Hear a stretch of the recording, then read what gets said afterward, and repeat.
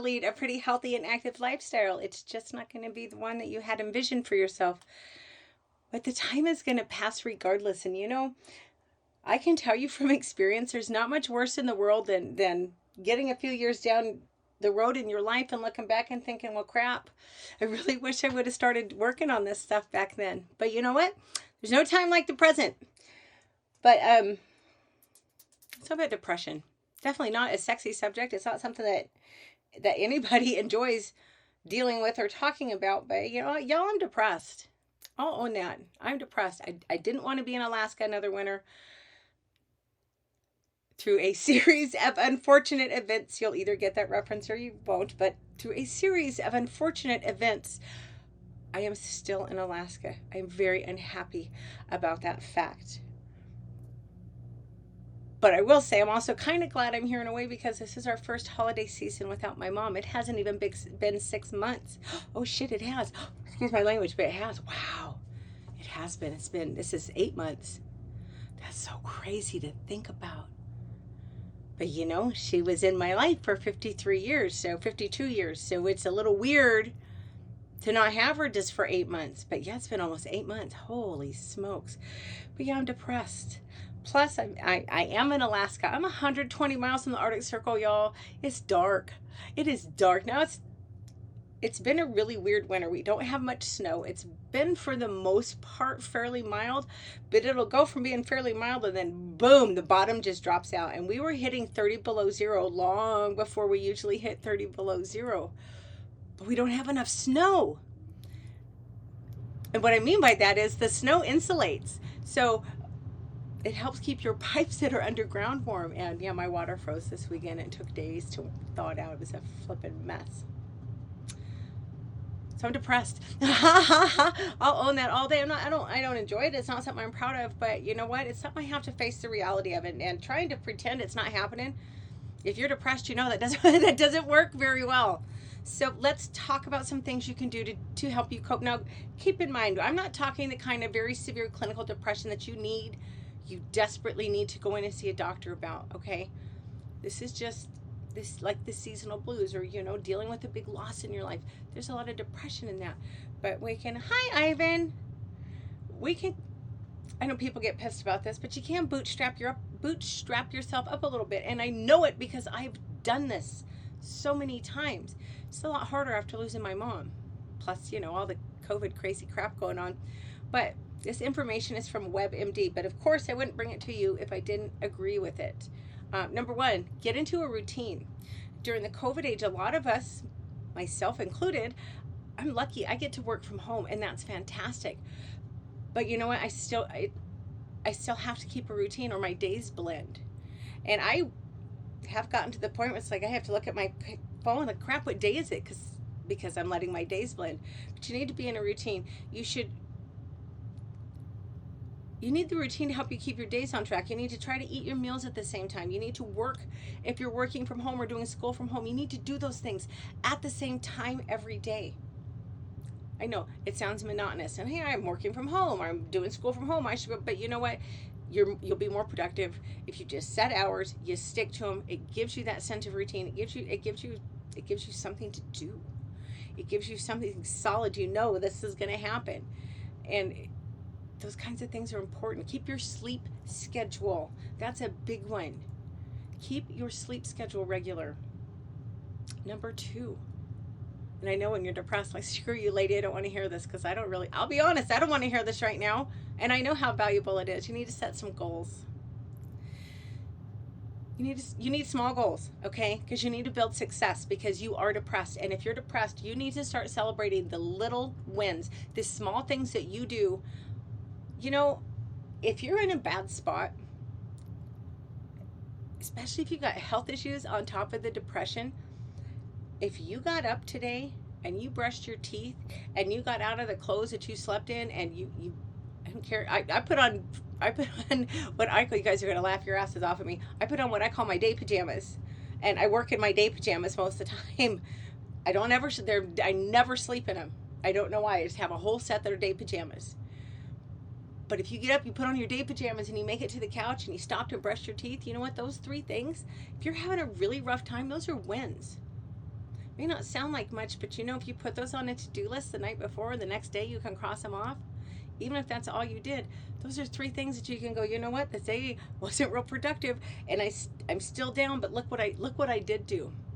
And if you've watched my videos before, I know you know this is coming, but if you've brushed your teeth, you are ahead of a lot of people on this planet who have the means and the opportunity, and they choose for whatever reason not to do so. So if you've brushed your teeth, that's a win. Did you drink enough water today? That's a win. Did you eat something healthy today? You know, well, I don't know about when you're depressed, but I know when I'm depressed, it is all about the junk food. And I know all the reasons why, and I'm very aware of what I'm doing, but I still do it. Did you eat healthy today? That's a win. That's a huge win. As your successes grow, as you're building your little cache of positive things to stand on, which is going to help you climb out of this, your goals should grow as well. Maybe this week it is to brush your teeth and make it to the couch. Next week, brush your teeth, make it to the couch, and walk to the end of your driveway. Y'all, I have been so unhealthy that walking to the end of my driveway was a chore. So if you can do that, that's a win. You've got to set yourself up for success. Point number 3, you need to exercise. I am a huge advocate for exercise, especially if you have health issues. Unfortunately, I have not been able to convince many people with fibromyalgia to follow my example and start exercising. But I will tell you, the few that I have, every single one of them without fail has come back to me and said, oh my gosh, you were right. I know I was right, because I've been there. And it sucks when you're depressed and your body hurts and you're like, I don't want to move. But you're going to feel better if you move. Plus, if you exercise, you can put that down as one of your wins for the day. It reduces your stress. It boosts endorphins, which are your feel-good hormones. Sorry for all the racket. It reduces your anxiety. Man, I tell you, my anxiety can go absolutely nuts this time of year. Get on YouTube. I work out with, I belong to her Patreon, but I work out with a woman on YouTube pretty much every day. It's Belly Dancer Diaries. Layla Isaac Belly Dance is another really good one. If you want yoga with Bird, yoga with Adrian, there's all kinds of paid stuff out there too, but there's a ton of free resources. Just go on YouTube, and today I was looking at beginning Bollywood dance. Go and look for something that you've always wanted to try. You don't have to make a big commitment to it, but try something new. Number 4, I kind of touched on this earlier. You got to eat healthy. You got to eat healthy. Junk food's just going to make things worse. Junk food is going to make you feel worse about yourself. And if you're already down in the dumps, that's the last thing you need to do. And most of us that eat junk food, when we're not real happy, we eat too much junk food, and then you start the whole pile on, the emotional pile. You're already up to your eyeballs in crap. Don't do that to yourself. Eat healthier. You need to make sure you get some omega-3 fatty acids, which are found in like salmon or tuna, which I won't eat either, so I supplement. You need folic acid, which comes from spinach, avocados. If you eat healthy, it's not gonna fix your symptoms, okay? I'm not gonna sit here and tell you it's just like an antidepressant. No, it's not. Fitness is your antidepressant, at least in my experience. I always tell people fitness is my Prozac. But your nutrition is gonna build that foundation that allows you to exercise, and then you can get the benefits from both of those. Number 5, you need to get your sleep. Oh my goodness, depression makes everything harder, but depression makes it so much harder to sleep. And when you're sleep deprived, everything is harder. And it's definitely more difficult to look at the bright side of things if you're overtired. It's going to make your depression symptoms worse. You need to keep your morning and evening routines.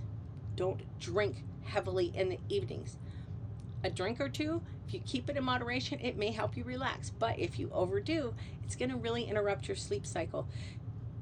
I highly recommend meditating or journaling at night. I like to journal at night. I'll be real honest, I have somewhat gotten in the habit of it again, but I fall off this all the time. And I'll be honest, I'm being really honest with y'all tonight. I fall off of it when I'm dealing with a lot of emotions that I don't want to face. But you know what? Not facing my emotions is exactly what got me into this health situation that I'm in. So I can't do that to myself. But I like to journal at night because then I can get all the stress of the day off my chest. and it's off my chest, but now I've just poured out my heart onto my journal page, and it's fresh in my mind. So I like to finish my journal entry with 3 things that I'm grateful for, because that resets me into a more positive mindset. And that's just what I like to do. And they, the ubiquitous they, say no screen time for 90 minutes before bed. And I'll be very honest, that does not happen in my house. And it should, but it does not happen in my house.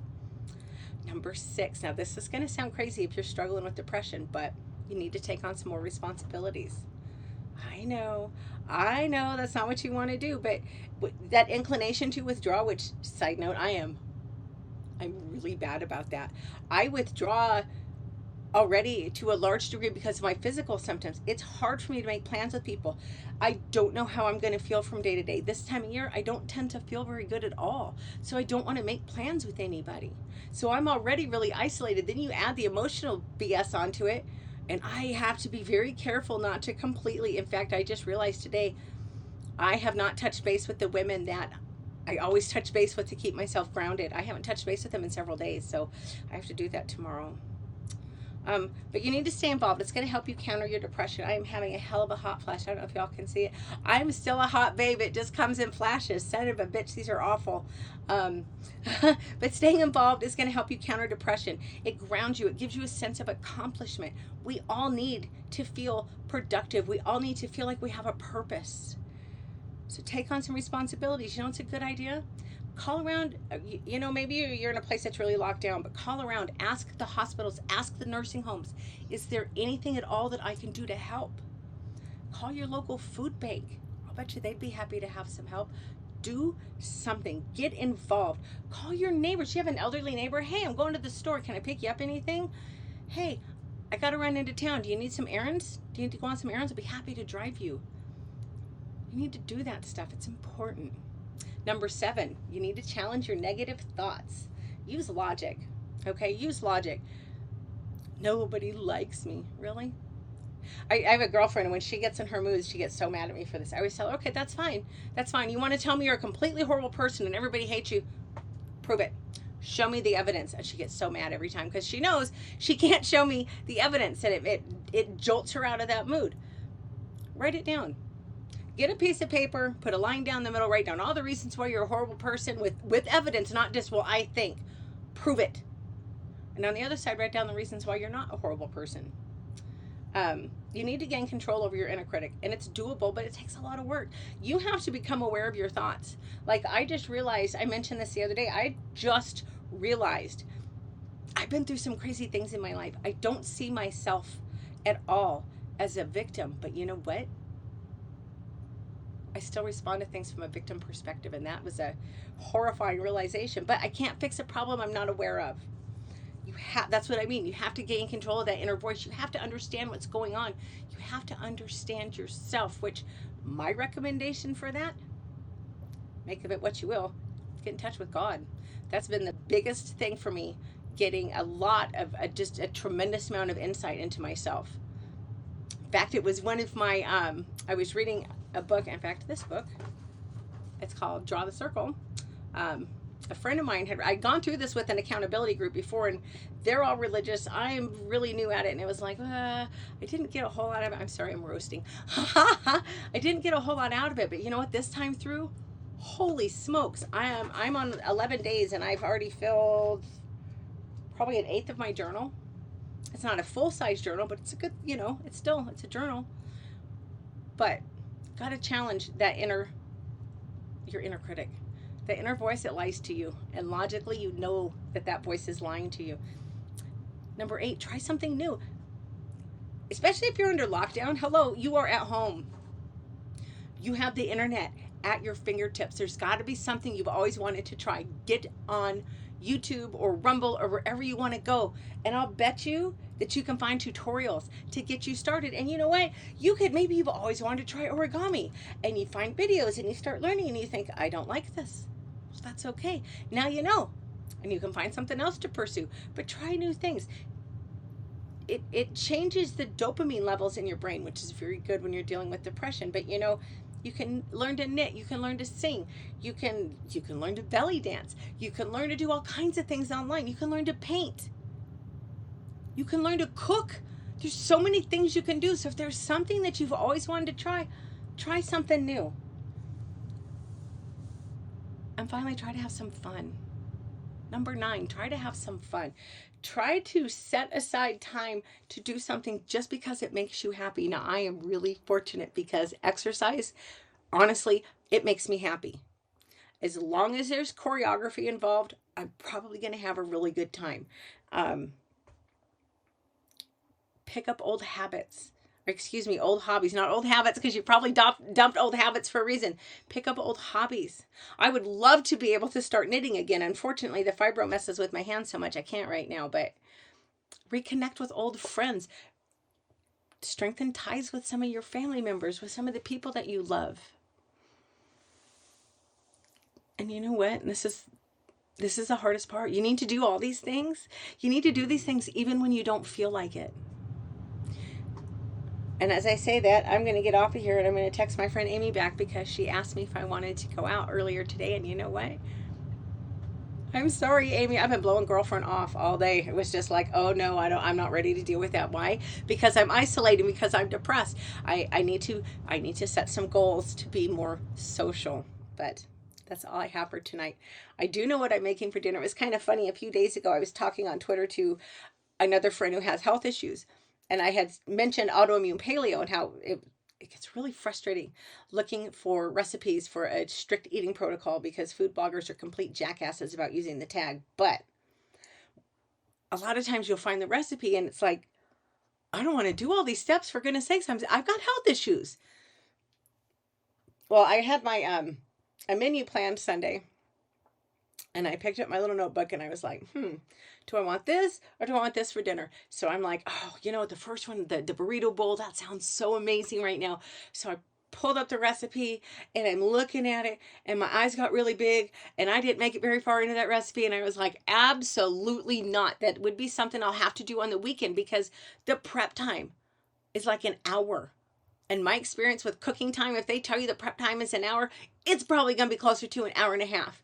So I went the other direction completely and I'm doing a, see if I can get this right, a sheet pan balsamic chicken basil cauliflower rice bowl. It's got broccoli and red onion and it should be really, really good. But I prepped at least before my video tonight, so it won't be too hard to cook. But yeah, I got to go make dinner. I hope y'all have a fantastic night. If you have, look, I am certainly not an expert on depression, but I would be delighted to help you find some meditation resources, some information on journaling, just some positive people to, that's another thing that's not on their list, but that's on my list. You should listen to or watch or read something that you find uplifting every morning. Or at least every day. But the nice thing about doing it in the morning is it sets your mood for the rest of the day. Just saying, your Bible's a good place to start. But anyway, y'all have any questions or you just want to catch up with me on social media, Twitter is the only place that I spend any time, at Alaskan Courtney. I try to be very responsive. If you have not done so, please subscribe to my HAPS channel, although I think all my Twitter people watch it on Twitter. But I hope you'll have a fantastic night. I will be back Friday at 5 o'clock Alaska time. Thank you.